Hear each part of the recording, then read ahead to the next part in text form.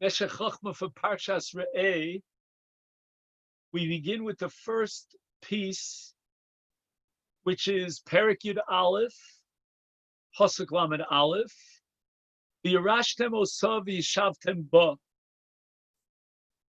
And the Meshech Chochma quotes a famous machlokes about whether the mitzvah of yeshiva be'eretz Yisrael is counted as a mitzvah saseh. And in the Ramban's listing, in his critique of the Rambam, of mitzvahs that the Rambam had omitted, he has the mitzvah loreshes es ha'oretz asher nosan akel yisparach lavosenu liavram liyitzchak liyakov, etc., etc. And he quotes, "Orashtem es ha'oretz v'yashavtem ba." And the commentaries on the Ramban are bothered by a Gemara in Sota. On Daf Yudalit, the Gemara says, "Mipnei manis ava Moshe Rabbeinu likanes li'eretz Yisrael v'chilechol mipirya l'spa mituvo tzarech." Why did Moshe Rabbeinu have such an intense, burning desire to enter into the land? I mean, did he want to eat from the great fruits of the land? He wanted to be satiated by its goodness, its bounty. Ella, but rather, Omar Moshe Harbe Mitzvos, Nitzkava Yisrael V'Ein Miskayim El B'Eretz Yisrael Eikonis Ani La'aretz Kadesh Yischayvu Kulan Al Yod. And Moshe Rabbeinu desires, according to this drasha of Simlai in Sota Yudalit, to enter into the land so he can fulfill the mitzvahs. But the very question of Rav Simlai should bother our minds. What kind of question is that? Certainly Moshe was Oev Kesef, Lo Yispa Kesef, Oev Mitzvahs, Lo Yispa Mitzvahs. Moshe Rabbeinu was the paradigm of someone who desires mitzvahs. And if we're assuming the Ramban that there's a separate independent mitzvah to live in Eretz Yisrael, independent of fulfilling the mitzvahs, Hatluyus Ba'aretz. So Moshe Rabbeinu certainly wanted to enter the land in order to fulfill the mitzvah of Yishuv Eretz Yisrael, V'yashavtem ba. And Rav Simlai's answer is no. Moshe Rabbeinu wanted to go into the land in order to fulfill the mitzvahs. Why is that so? Moshe Rabbeinu wanted to go into the land to fulfill the mitzvah of living in the land. What kind of question is Rav Simlai asking when the answer is so obvious? Unless we assume, and that's what the critique of the Ramban is, that Rav Simlai did not agree that there's a separate independent mitzvah of Yishuv Eretz Yisrael, but rather it's only a mitzvah as a conduit, or shall we say an intermediary, a preliminary.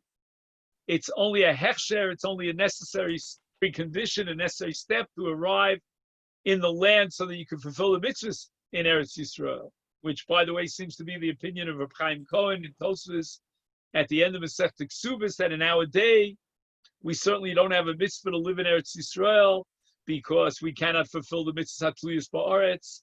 So this whole approach, the counter approach to the Ramban, that there's no separate mitzvah of living in Eretz Yisrael, it's only a chetimtza in order to be Mekayim the mitzvah Hatluyus Ba'aretz, that seems to be supported by this drasha of Rav Simlai in Sota Yudal. Says Rav Meir Simcha, Umay Makshe. He says, Lo kasha midi. This question is not a valid objection.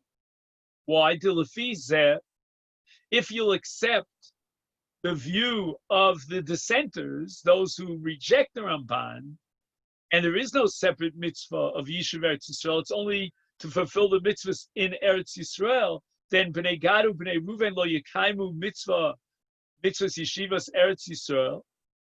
You're going to have to draw the conclusion that since Bnei Gadu, Bnei Ruven was settled on the other side of the Yarden, meaning on the eastern side of the Yarden, not on the western side, they didn't have the mitzvah Hatluyus Ba'aretz, and therefore they didn't get any mitzvah of Yishuv Eretz Yisrael. And v'zeh eino, that for sure is not true, because the Shvatim of Reuven and Gad settled in the land of Sichon v'Og, which belongs to one of the 7 nations, the Amorites, that occupied Palestine. And the Torah says, "V'orashtem es ha'aretz v'yishavtem ba," in the context of this great military battle to conquer Sichon and the land of the Amorites. In that context, the Torah commands, "V'orashtem es ha'aretz v'yishavtem ba." And again, if we had more time, we would have to go through Bamidbar Lamed Gimel, go through the chapter there, and analyze this point of Rameir Simcha. But let's now accept it on blind faith. According to Rameir Simcha, the mitzvah of the Yeshavtim Ba certainly applies to the eastern and not just to the western side of the land of Israel. And therefore, Bnei Gad and Bnei Reuven that were commanded to settle that area on the eastern side of the Yarden in the aftermath of the defeat of Sichon, they certainly fulfilled the mitzvah of Yishavtim Ba. The mitzvah of Yishavtim Ba was given in the context of that military obligation, the mandate to conquer the land of the Amorites. And if you're going to reject the Ramban, then you're going to have to come to the conclusion that Bnei Gad and Bnei Reuven forfeited the mitzvah of Yishuv Eretz Yisrael, which is only a mitzvah in order to achieve the mitzvah Satliyas Ba'aretz, which is on the western side of the Yarden. Yeah, okay, that's wonderful.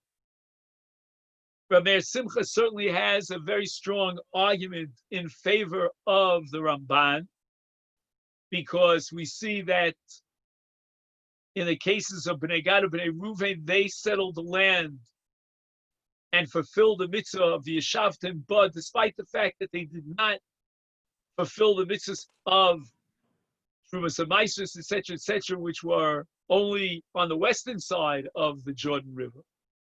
But nevertheless, what about the Gemara of Rav Simlai? Why is Rav Simlai raising the question of Manis Ava Moshe Rabbeinu Mikanis L'Eretz Yisrael when the answer, according to the Ramban, is obvious? There's a mitzvah of Yishuv Eretz Yisrael. Should Moshe not desire to fulfill that mitzvah of Yishuv Eretz Yisrael? So Meir Simcha says, what was the nature of Rav Simlai's question? Madua haya Moshe mevakesh likanis la'aretz? Just the opposite. Moshe, the underlying premise of Rav Simlai's kasha is the Ramban Shita, that there's an independent mitzvah of Yishuv Eretz Yisrael.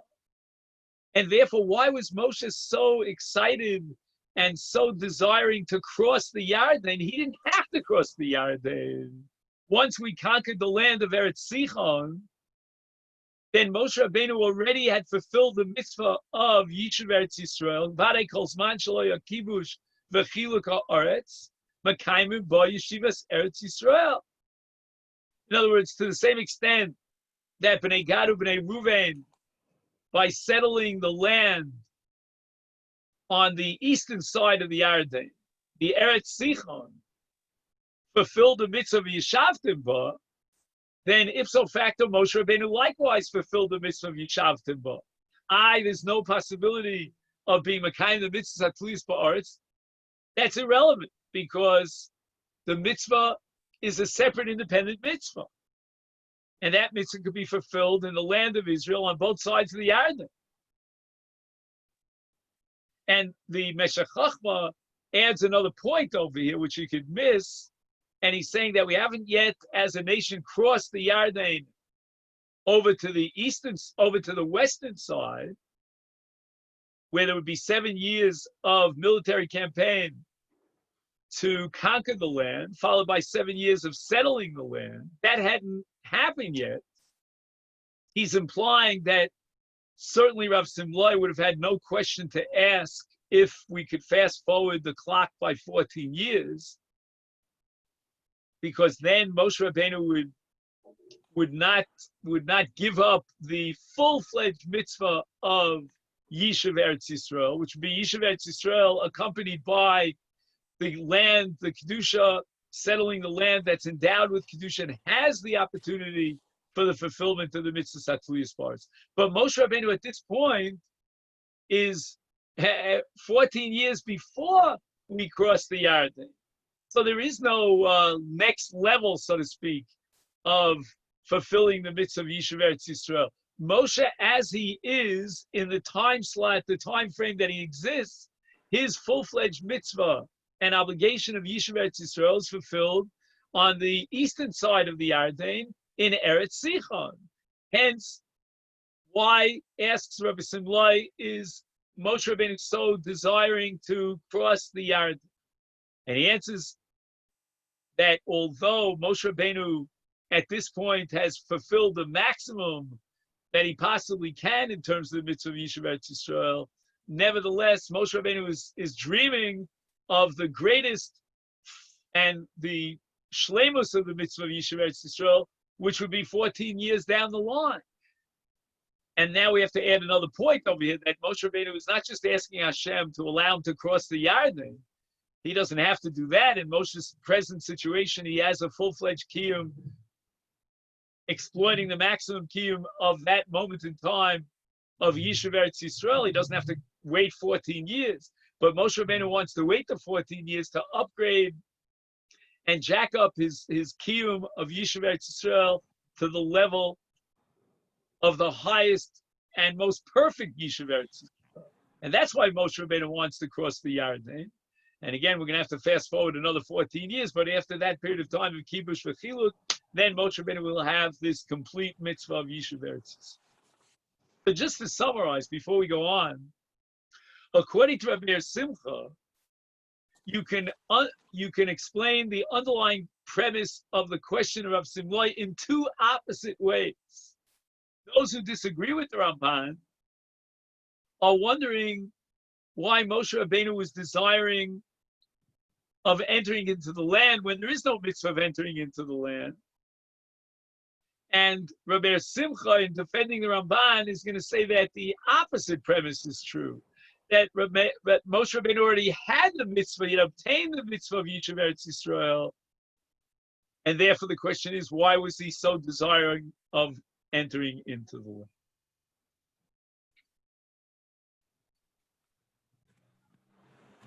Now, I know that you're pressured in time, and it's been very, very frustrating for me.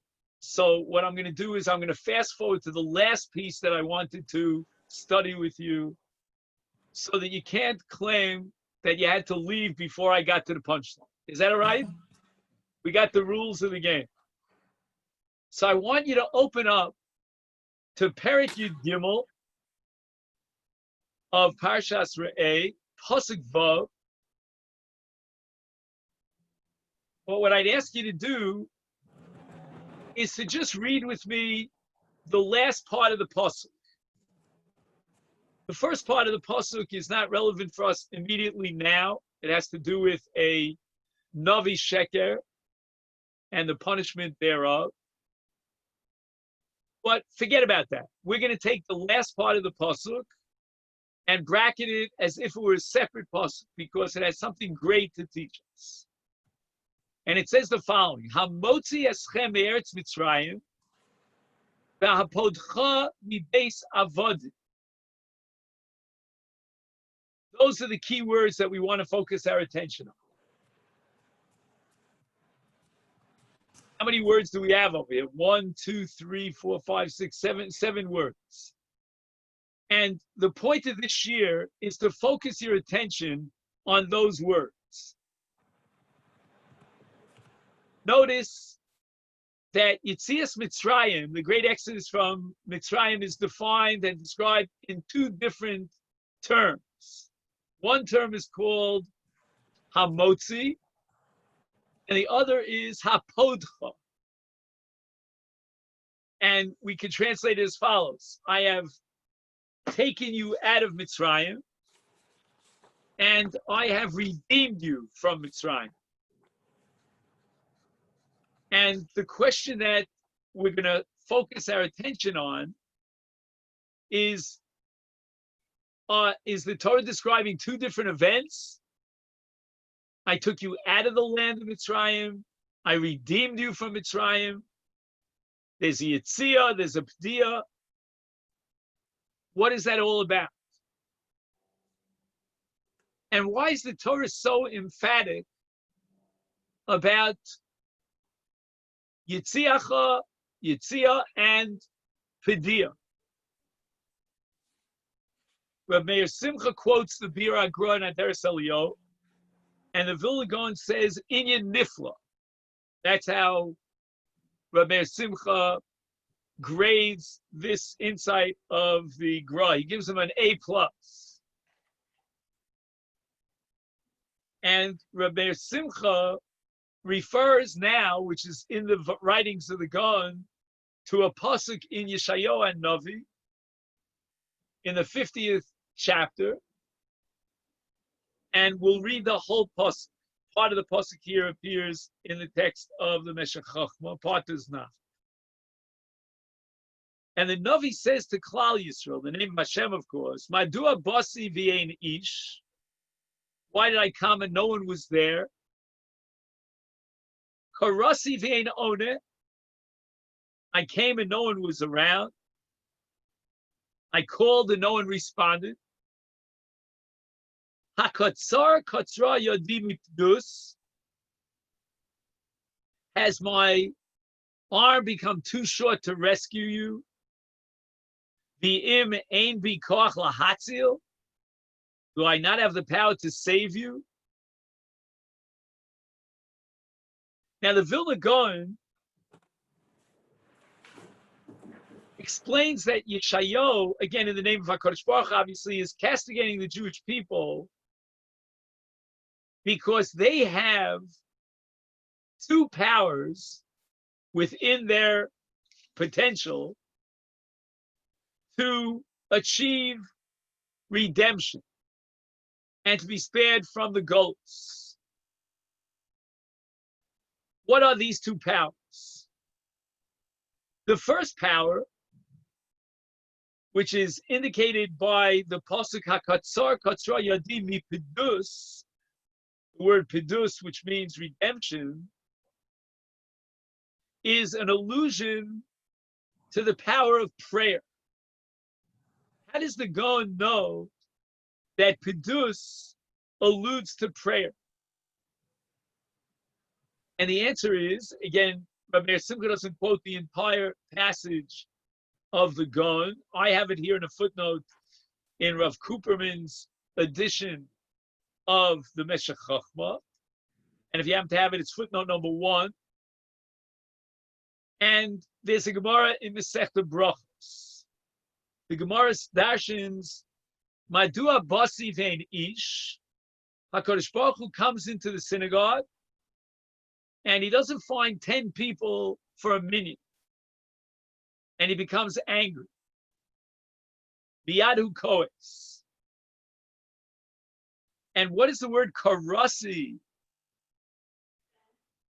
Yeina one.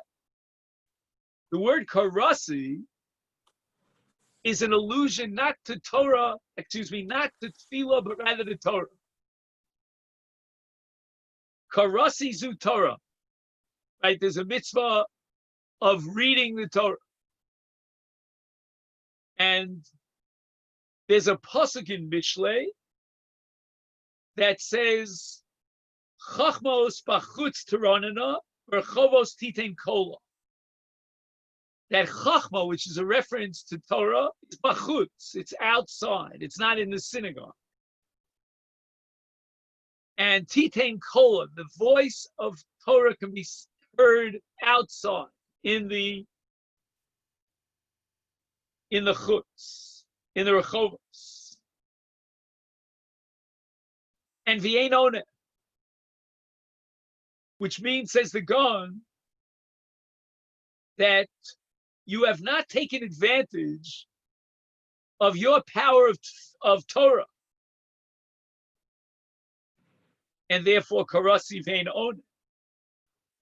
Hashem says, I have the power to rescue you. I have the power to save you.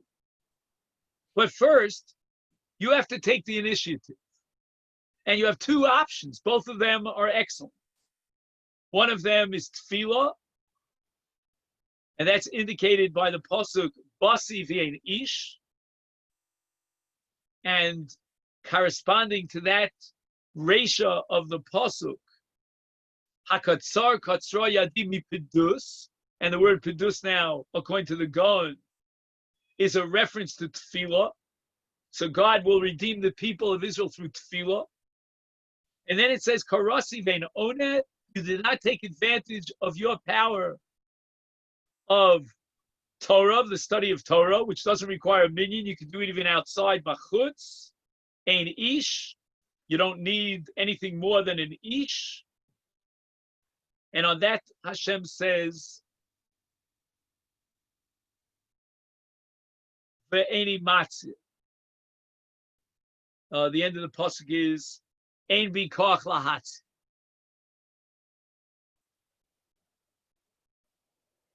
So the Gaon says that in our pasuk in Parshas Re'eh, HaKadosh Baruch Hu is telling you that he took us out of Mitzrayim, that's called Hatzolah, and he redeems us, which is called Pediyah, Hapodcha mibeis Havod. And Yeshayahu Hanavi is castigating the Jewish people because they're not using Talmud Torah to bring about the Geula. They're not using Tefillah to bring about the Geula. Hakatzar katzra yadi mipdus. I would have responded to your pidus, to your Tefillah, by redeeming you. And Tefillah has the power of redemption, of bringing about redemption. And ein bikoach v'im ein bikoach lahatzil, the Hatzolah means I would have delivered and saved you through Talmud Torah. Now, the Gaon goes on to say that Tefillah is Pidyon and Torah is Hatzolah. And he adds the following statement, Ki HaTorah Gidola Me'atefillah. Torah is greater than Tefillah. So obviously, there are two questions we have to ask here on the Gaon, and these are questions which Rabbi Simcha is going to address. Why is Torah in the framework of the Gaon, the Hatzolah through Torah? Why is Torah greater than Tefillah in its power? And how does the Gaon know such a thing?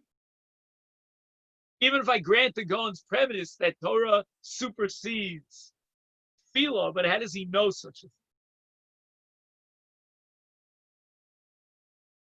And the Gaon adds one phrase which may give away the secret, and Rabbi Simcha is going to analyze that phrase. The Gaon says that Tefillah is begeder Pidyon, and Torah is begeder Hatzolah.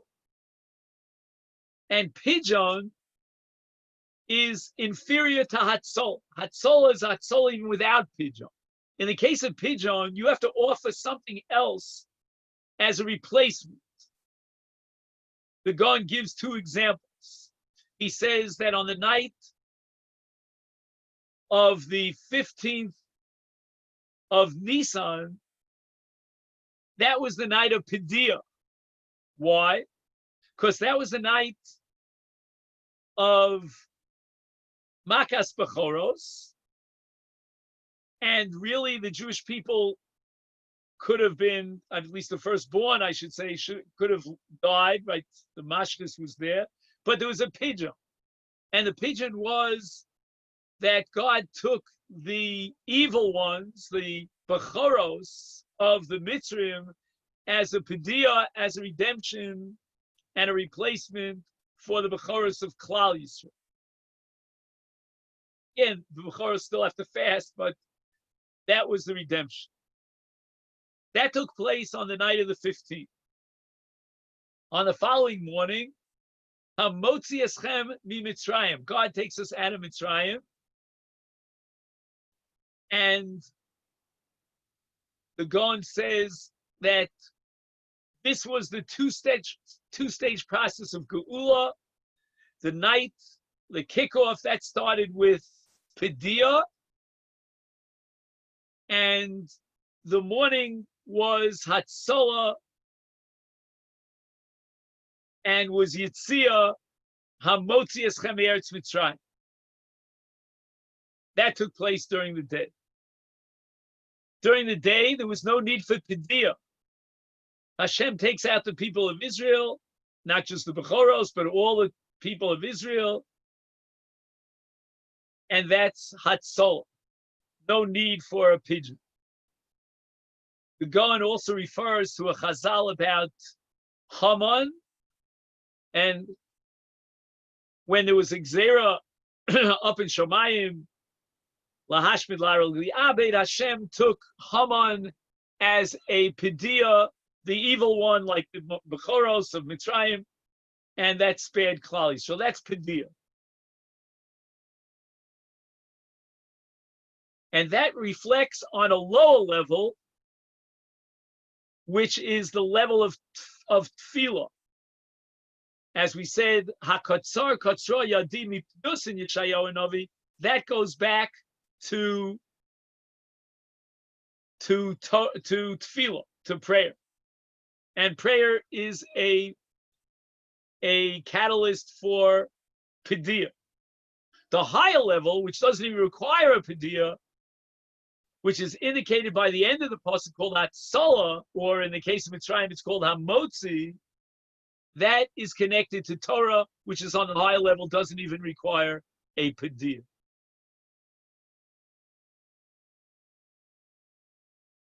But boss, I can't understand it. Aaron was here 5 minutes ago. What happened? I'm so confused. I restructured the whole shiur. Okay, forget it. Doesn't matter. Says Rabbi Simcha, Hatfili begeder pijon, v'Torah begeder atzola, yesh la hasbir dvaro. He says, in order to understand the Gaon on a more profound level, we have to understand the sugya Masechta Nedarim. And the Gemara Masechta Nedarim says that there are two levels of kedusha. There's one level called kedushas damim, and another which is called kedushas haguf. And there's a fundamental difference between the two. Kedushas damim is nimshach bizman, meaning it continues only for a certain period of time. It has a time limitation to it. So, for example, you could be magdish something for a month, and at the end of that month, it forfeits its status of kedusha, of hegdish. Lo came kedushas haguf, lo paka. Once you are magdish an animal from mizbeach, for example, then we have a principle called kedusha lo paka b'kedi. That's a famous principle of Bar Pada in the Darim Chavtes, and it means that the kedusha will continue ad infinitum, infinite to infinity. There's no time limitation. Furthermore, says Rameir Simcha, also based on the Gemara, in this case in Gittin, Kedushas Haguf im Meshubad o Memushkan Hadover Mafkia Midei Shibu.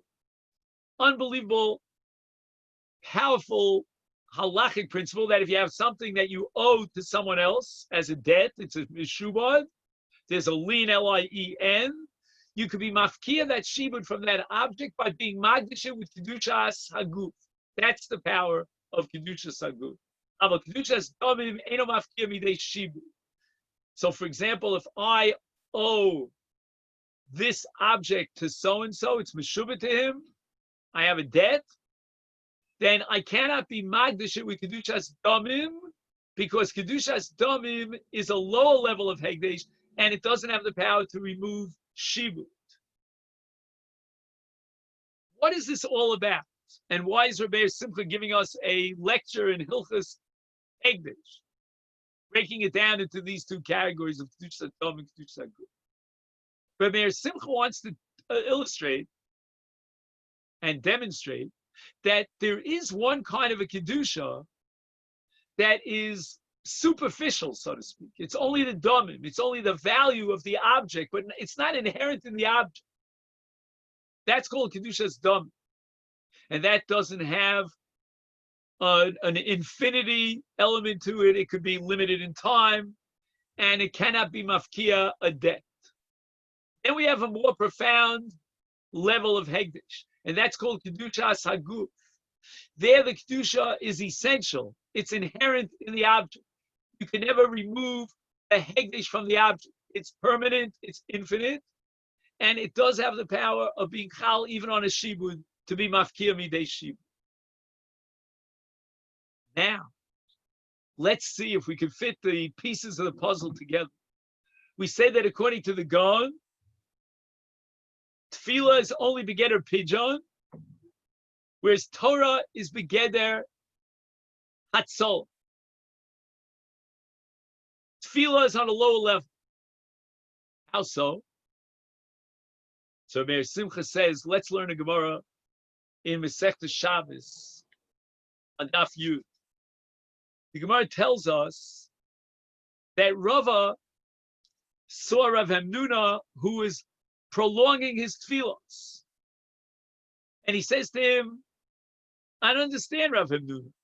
Are you willing to give up Chai Olam Haba for the sake of Chai Shah?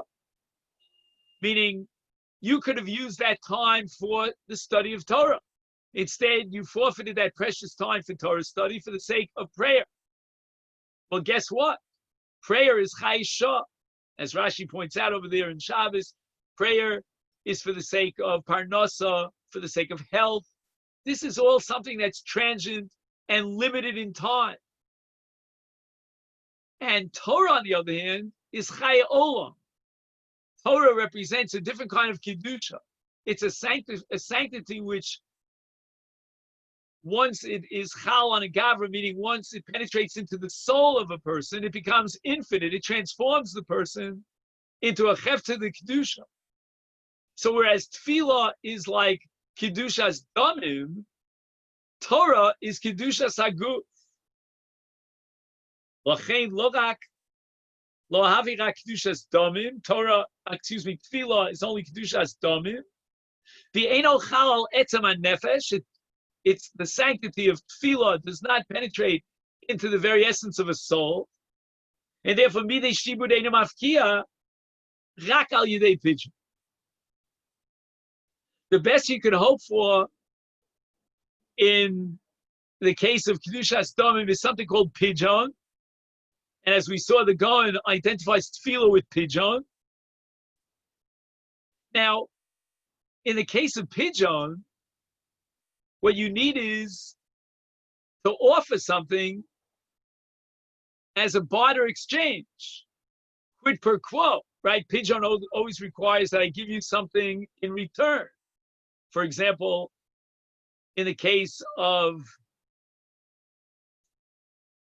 the Bechoros, we had to give the Bechoros of Mitzrayim as a replacement for the Bechoros Yisrael. He says, Rabbi Simcha, to achieve pidyon through tefillah, we have to add two other elements into the equation. Tefillah im tshuva v'tzedakah.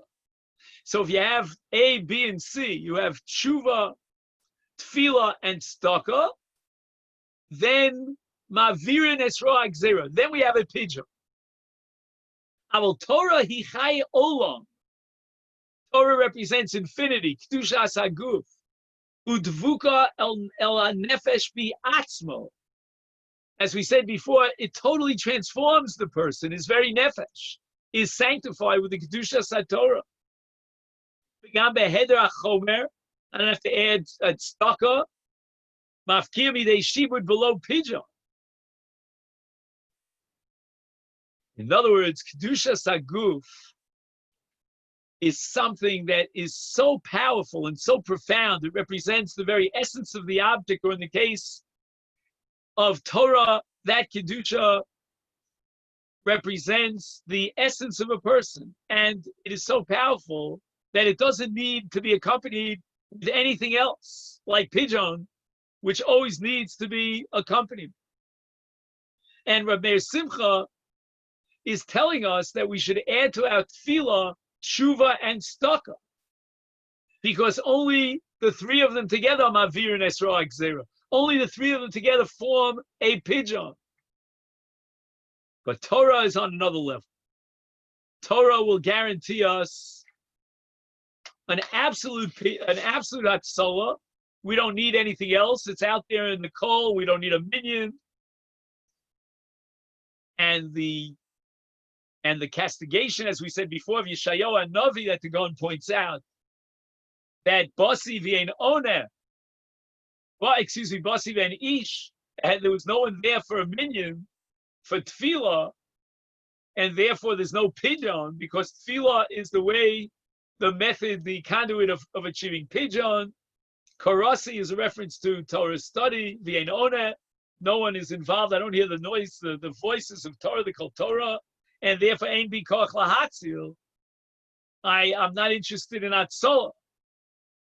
But if there would have been tefillah, then tefillah, if there would have been Torah, then Torah is begeder Atzola, as we saw in the Vilna Gaon. Okay, Rabbosai, now we're going to go back to the Seder Advarim from the beginning of the Parsha. And again, I don't want to be Toal Rishonos. I mean, the only reason I changed the order is for a purpose that I did not achieve, but I don't know where the lack of communication is. Fine. Let's just assume that there's a piece of the puzzle that I'm not aware of. That doesn't matter. Anyway, we covered already the first piece of Yerichtam Otsav Yeshavtim Ba. We spoke about two definitions of Yishuv Eretz Yisrael. And now we want to fast forward, skipping only one piece, to Yud Beis Pasuk Gimel. And at the beginning of Parshas Re'eh and throughout Sefer Dvarim, Moshe Rabbeinu is admonishing the people of Israel to make sure that they should destroy Avodah Zarah. And Rabbi Meir Simcha notices here in Perek Yud Beis Pasuk Gimel a very strange discrepancy in the pasuk, and it says, "V'nitatztem es mizbechoseim," and then it says, "V'ashreim tisrafun ba'esh upsile Eloheim tigadeu." And Rabbi Meir Simcha sees here a split in the pasuk. He calls it Shina Kasum B'mechuvan. There was a deliberate change in the language of the pasuk. And he says the following, that we have to separate between, on the one hand, Mizbachos, and the other hand, Asheros and Psilim. And he says the following. We enter into the land of Israel, and we find Mizbachos, we find altars. Should we immediately destroy these altars? And the answer is going to be no. And we're going to have to understand why. And then we have to raise a different question. We find Mizbachos, and we said we don't destroy them immediately. Now we find Matzevos, we find Psilim, Psile Eloheim, we find Asheros, and then the Torah says immediately Tisrafu Ba'esh, without hesitation. Says Rabbi Meir Simcha, a very original approach. Yitachen, if you find a Mizbeach, or you find a Matzeva, these were Ahuva Li'avos. And Chazal over and over again say that the Avos would themselves set up Mizbachos and bring Korbanos to serve Hashem. And Yitaching the Hema Mea Avos Shenivnu L'Shem Shamayim. when we discover a Mizbeach or a Matzeva in the land of Israel, maybe those Matzevos date back to the time of the Avos. And therefore, we're going to require some sort of a research project or an investigation before we go ahead and destroy these Mizbachos and these Matzevos. However, when we get to the end of the Pasuk, here it says, Asheros upsileim. So when it says at the beginning of the Pasuk, V'nitatztem es Mizbachos sam, means we have to find and identify those Mizbachos which were used by the 7 nations to serve Avodah Zarah. We're going to have to be shokel, and we're going to have to weigh and see what is the history, what's the track record of these Mizbachos before we destroy them. Perhaps they were used by the Avos. And only when we get to the point that we're absolutely certain that they were used as part of idol worship, then v'nitatztem es b'chosei.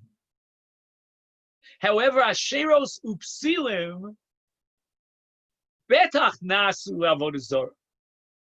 And therefore the Torah adds the word tisrafun and the word tigadeun, which Rabbi Simcha interprets as immediate. Why immediate? Because betach ein nasu avodah zarah is therefore asheros upsileim takef tisrafun, takef tigadeun, deim vadai nasu l'shem avodah zarah. In other words, the text indicates a certain subtle difference. With regard to Asheros, the Torah adds the word tisrafun. With regard to the psilim, the Torah says tigadeim. Those extra words in the interpretation of Rabbi Simcha mean miyad, take it. Don't even hesitate. The Avos never used psilim. They didn't have any sort of images, chas v'shalom. They never worshipped trees. What they did was they brought karbanos, which were brought on mizbechos or on matzevos. Matzev is when it's not made up of many different stones, but rather one solid stone. And here we have to be very careful. Here we need a shikol adas. We cannot immediately take the law into our hands and destroy the mizbachos. It's only when we can clarify that these mizbachos were in fact used for avodah zarah. That's when we can destroy them.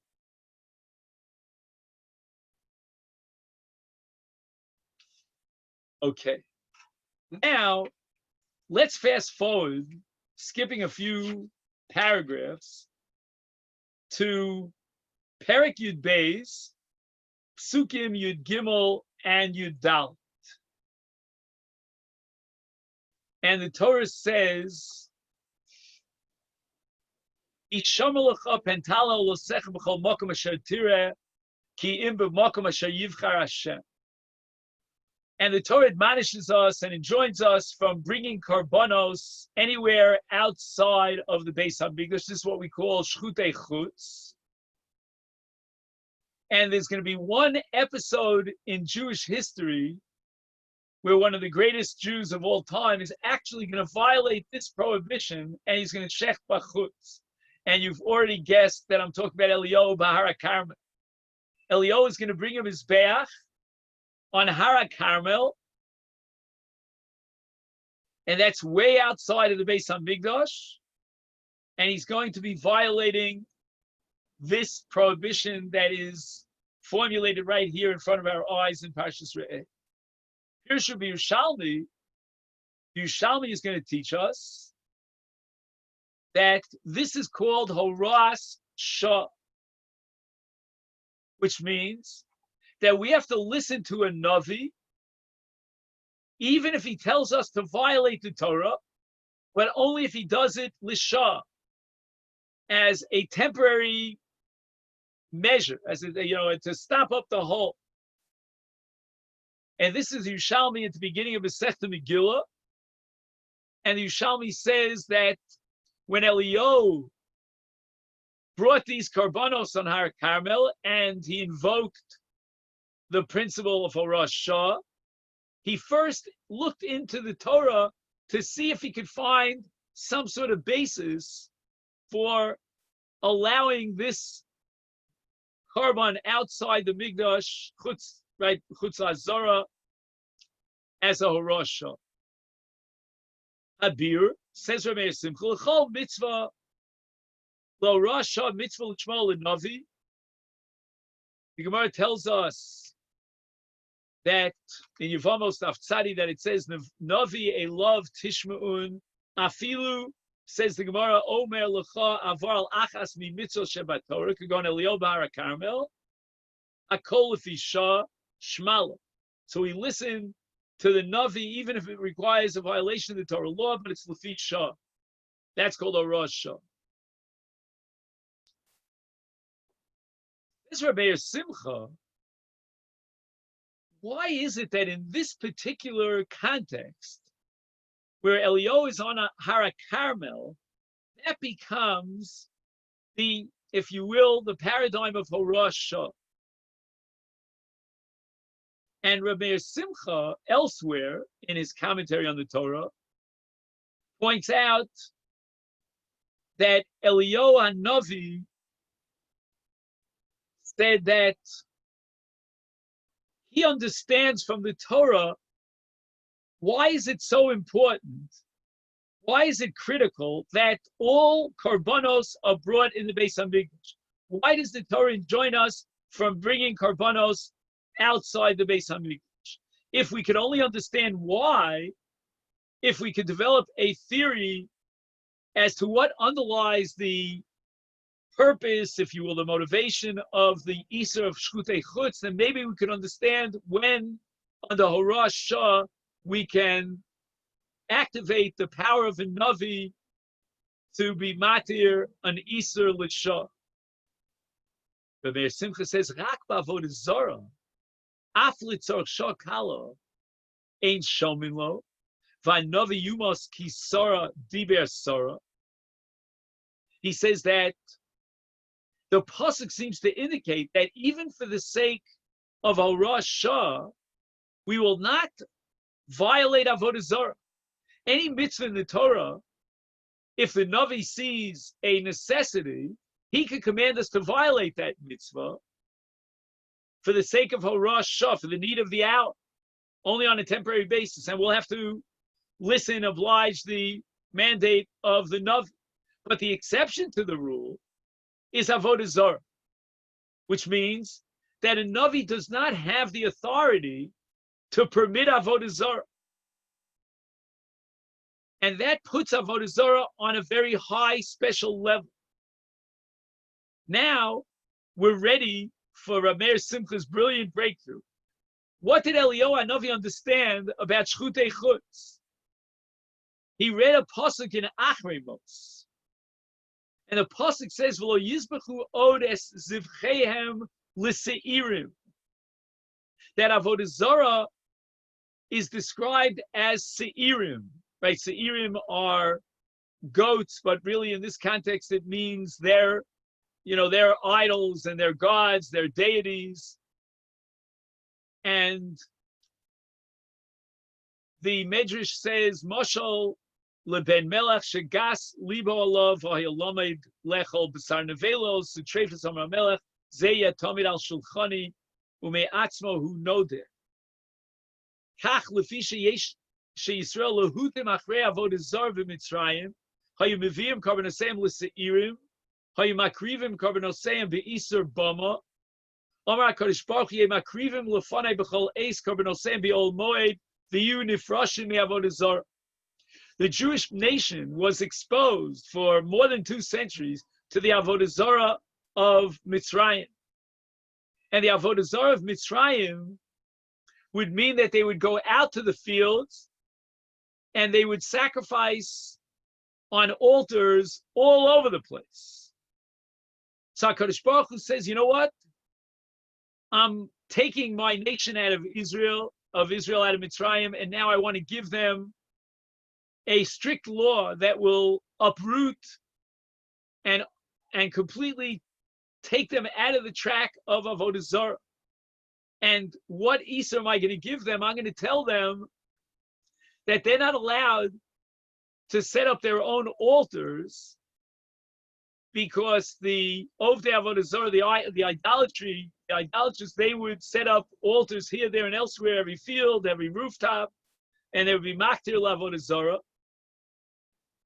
And now we're getting an insight as to why the Torah prohibits Shchutei Chutz, because Shchutei Chutz is a geder to protect us from Avodah Zarah. Once we start setting up altars for sacrifices here, there, and elsewhere, in every field and on every rooftop, then those private altars might be used for Avodah Zarah.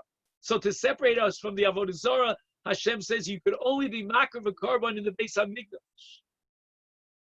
Comes along Eliyahu Navi, and he says, you know what? I'm going to allow, under these circumstances, where the Jewish nation are tempted to worship the Baal, in the language of Rabbi Simcha, Lohutim hayu achrei Baal, the masses of people in the Jewish nation were influenced by Baal, this kind of idolatry that had a magical power over the Jewish people. If the Isur of Makriv Bachutz is in order to protect us and prevent us from Avodah Zarah, if by sacrificing on the Carmel, I can keep the people away from Baal and convince them to reject Baal, because as you know, the Kohanim of Baal were unable to bring down the fire from Shemayim, whereas Eliyahu was able to do so, then it's Lemigdar Milsad Avodah Zarah. It was Avodah Zarah that was the only Avera that we said before that the Navi doesn't have the authority to allow violation. And therefore, if Avodah Zarah is on such a high level, above and beyond all the other mitzvahs of the Torah, which can be pushed aside by a Navi Litzarch Shah, then how much more so this Isur of Shchutei Chutz, the purpose of which is to prevent us and protect us from violating Avodah Zarah, then how much more so would we want to be matter this in order to protect us and prevent us from violating Avodah Zarah? Okay. Now, at this point, I want to turn your attention to Perek Yud Beis, Pasuk Chaf Aleph. And the Torah says, V'zavachta mibkarcha v'tzoncha. So this is the source for the mitzvah of Shechita. And Rabbi Simcha sees this as an occasion to reinterpret a pasuk in Tanakh that deals with Shechita. Now, by way of introduction, we will mention the beginning of Yoredeya Hilchot Shechita, where the Shulchan Aruch presents, based on a Sugin Chulin, a category called a mumar. And a mumar is someone who deliberately violates the Torah law. And the question that's addressed by the Shulchan Aruch in Yoredeya is a mumar who doesn't eat nevela, meaning shechita for him is very important. He violates one of the other averos of the Torah. And the question is, do we trust the shechita? Now, let me just explain. Trusting the shechita of a person means that we rely on him not only to be an expert in implementing the shechita, but also in being very careful about the sakin, the knife of the shechita, that he will check out the knife of the shechita.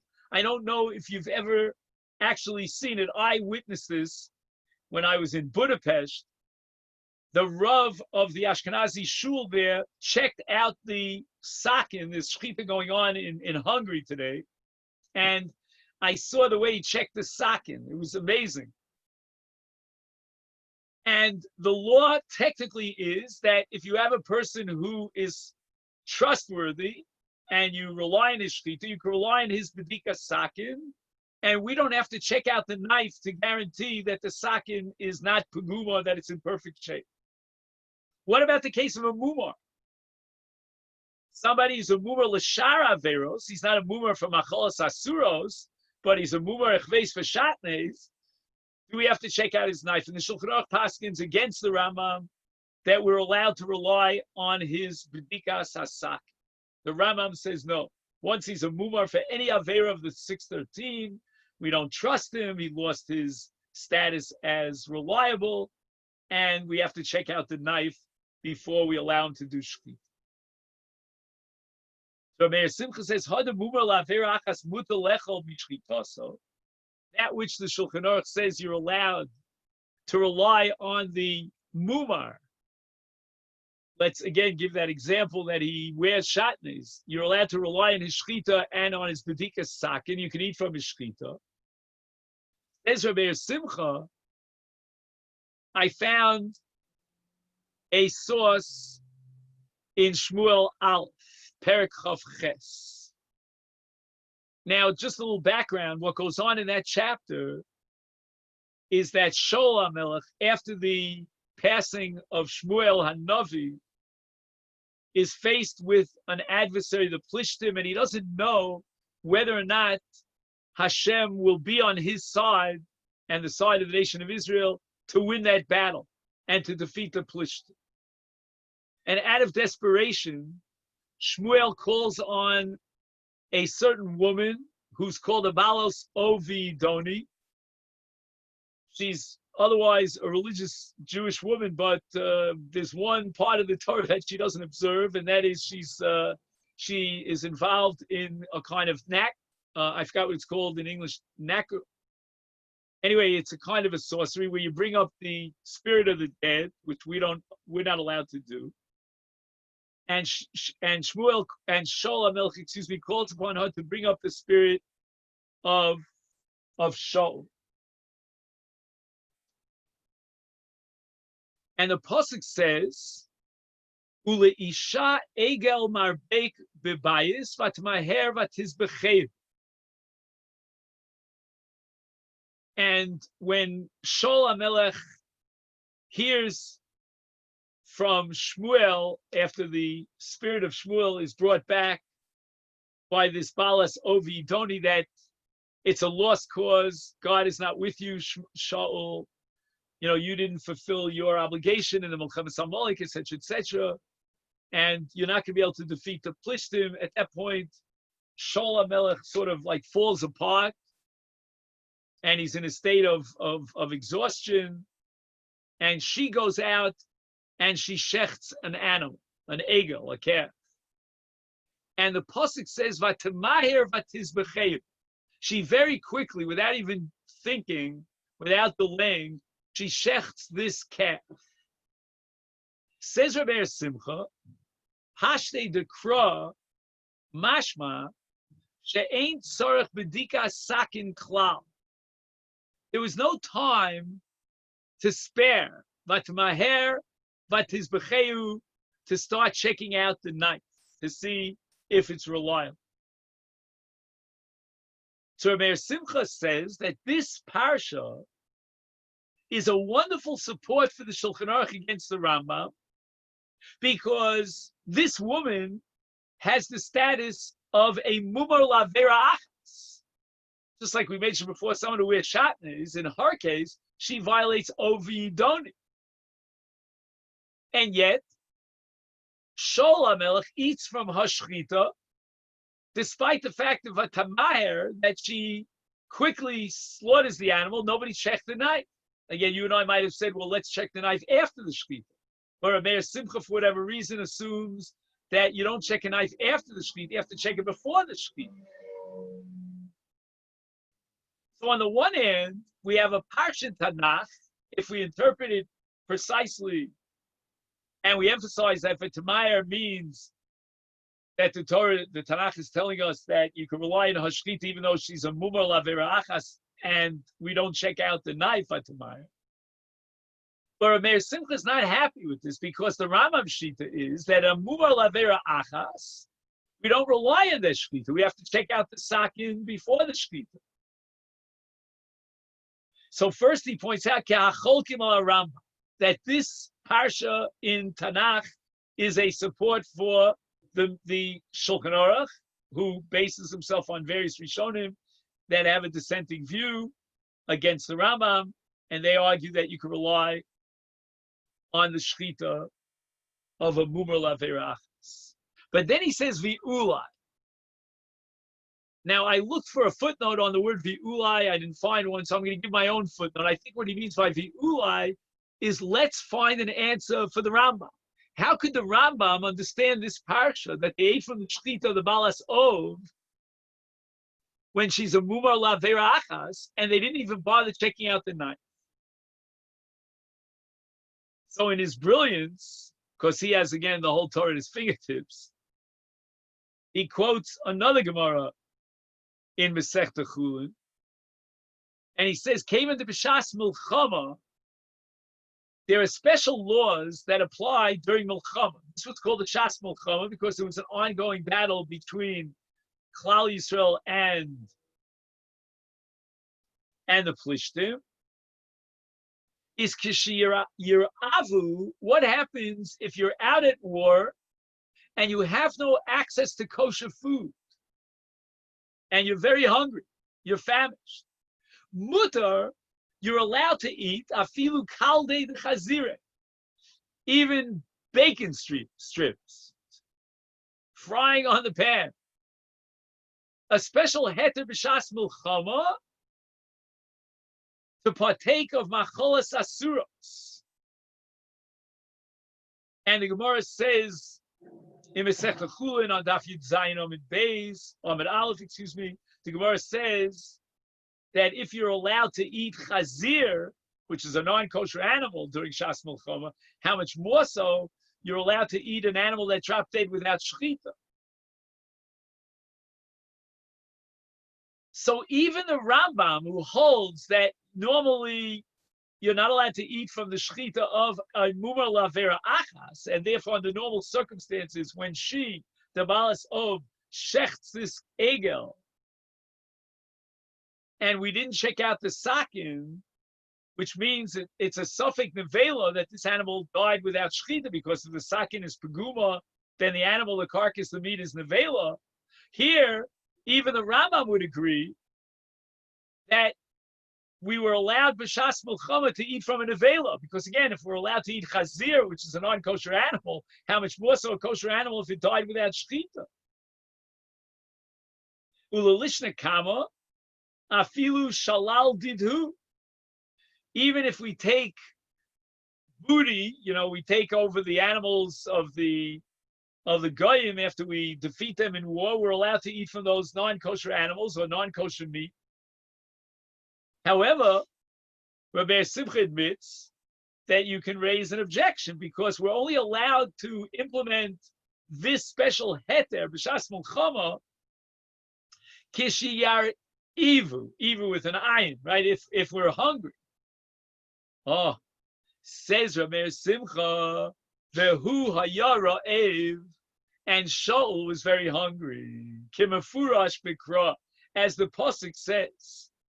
The pasuk in that same chapter, the 28th chapter, Shmuel Aleph says, Gam koach lo hayabo. Why was he famished? Not only was he falling apart because he got the bad news about the Plishtim, but the pasuk says, Ki lo achal lechem kol hayom v'kol halayla. And therefore she declares, Asima lefanecha pas lechem, and I will shech the calf, and I will give you a full meal. And therefore, says Rabbi Simcha, we can defend the Rambam, and even though the Rambam would hold that a mumar lavera achas, you're not allowed to eat from that shechita, but here you would even be allowed to eat from a piece of bacon. Had she served Shalom Melech a piece of bacon, b'shas milchama, when he's in such hunger, he would be allowed to eat it. How much more so was a kosher animal that died without shechita on the side that the sakin was a sakin. Okay, so let's just make a quick review of what we saw here at the beginning of Parshas Re'eh.